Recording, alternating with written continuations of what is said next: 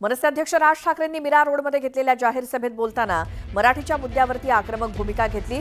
याचवेळी बोलताना राज ठाकरेंनी अमराठी व्यापाऱ्यांना थेट इशारा दिला। महाराष्ट्रात राहताय, शांततेत राहा, मराठी शिका, मस्ती कराल तर महाराष्ट्राचा दणका बसणारच, असा थेट इशारा राज ठाकरेंनी अमराठी व्यापाऱ्यांना दिला। महाराष्ट्राचे मुख्यमंत्री हिंदीसाठी का भांडतायत, असा सवाल राज ठाकरेंनी केला। 1ली ते 5वी सक्तीची हिंदीची सक्ती करून बघाच, दुकानच नाही तर शाळा सुद्धा बंद करेन, असा इशारा राज ठाकरेंनी दिला। हळूहळू मुंबईला गुजरातमध्ये सामील करायचं हे काही जणांचं स्वप्न आहे। मीरा रोड ते पालघरचा पट्टा गुजरातमध्ये सामील करण्याचा डाव असल्याचा आरोप राज ठाकरेंनी केला। मास दाखवत अंगावर आला तर ठेचायचं म्हणजे ठेचायचंच, असा इशारा राज ठाकरेंनी दिला।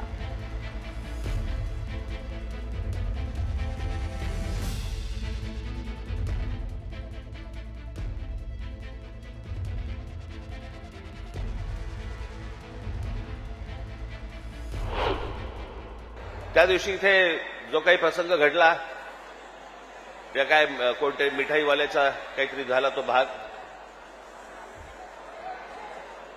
आता कानावरती जर मराठी समजत नसेल तर कानाखाली बसणारच मराठी।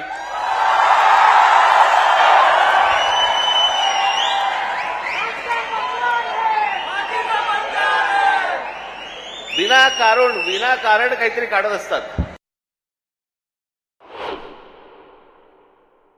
दुकान बंद करून किती काळ राहणार आहात? शेवटी आम्ही काहीतरी घेतलं तरच दुकान चालणार ना। महाराष्ट्रामध्ये राहताय, शांतपणे राहा, मराठी शिका। आमचं काही वावडं नाहीये, तुमच्याशी काही भांडण नाहीये, पण मस्ती करणार असाल इथे तर महाराष्ट्राचा दणका बसणार म्हणजे बसणार, एवढं लक्षात ठेवा। म्हटलं ना, हे चाचपडून बघतायत, तुम्हाला चाचपडून तपासून बघतायत की हिंदी भाषा आणली, बघू महाराष्ट्र विरोध करतोय का, बघू मराठी माणूस पेटतोय का, बघू मराठी माणूस जिवंत आहे का। आणि तो जर शांत दिसला तर हिंदी ही भाषा आणणं ही त्यांची पहिली पायरी असेल। आणि हळूहळू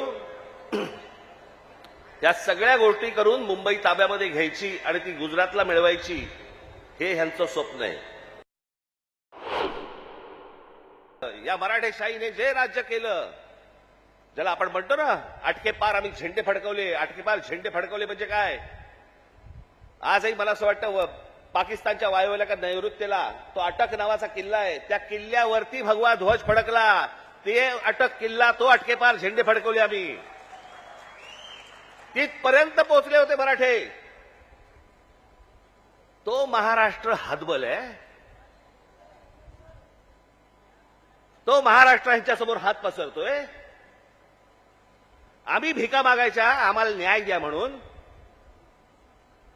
तुम्ही या महाराष्ट्राचे राजे, तुम्ही या महाराष्ट्राचे मालक, बाकीची माणसं बाहेरून आली, ती तुमच्यावरती रुबाब करणार आणि आम्ही हतबलतेने त्यांच्यासमोर बोलणार, अरे नाही भाई साहब ऐसा मत का?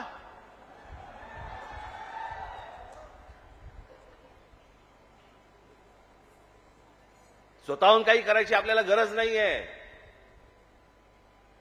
पण जर अशा प्रकारे मास घेऊन जर समजा कोणी अंगावरती आला, ठेचायचा म्हणजे ठेचायचाच। काल आमचे ते मुख्यमंत्री महाराष्ट्र राज्याचे देवेंद्र फडणवीस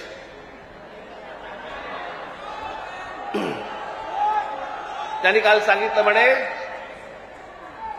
3री हिंदी भाषा आम्ही सक्तीची करणार म्हणजे करणार।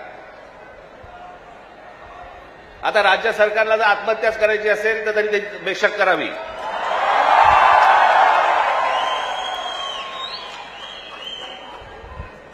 त्या दिवशीच्या मोर्चाच्या फक्त धसक्याने निर्णय मागे घ्यायला लागला होता।